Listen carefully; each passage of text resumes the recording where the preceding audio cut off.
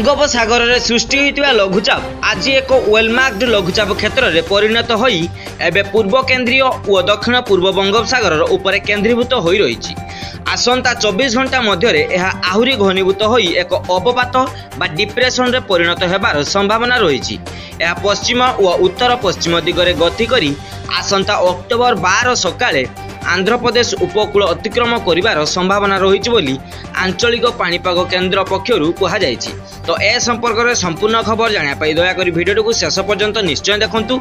जदि आपण आम चैनल को नुआ कर चैनल को निश्चय सब्सक्राइब कर साइड देता बेल आइकन को निश्चय देवे दिंतु। यह लघुचाप प्रभाव में आसंता 11 तारिख ठारू 14 तारिख पर्यंत ओडिशार अधिकांश जिले में प्रबल वर्षा होबार संभावना रही। विशेषकर राज्यर मालकानगिरी, गजपति, कोरापुट, रायगड़ा, गंजाम, पुरी, जगतसिंहपुर, बरगढ़, झारसुगुड़ा, सुंदरगढ़ और केन्दुझर जिले में प्रबल वर्षा होबार संभावना रही। एसबू जिलापाई येलो वार्निंग जारी करा जायछि। आसंता 12 तारिख में राज्यर गजपति, गंजाम, रायगड़ा और पुरी, कोरापुट जिलापाई ऑरेंज वार्निंग जारी करा जायछि। अर्थात एसबू जिले में प्रबल अति प्रबल वर्षा होबार संभावना रही। सेहीपरि मालकानगिरी, कंधमाल, नयागढ़, खर्दा, कटक, जगतसिंहपुर, केन्द्रापड़ा, भद्रक जिलापाई येलो वार्निंग जारी करा जायछि।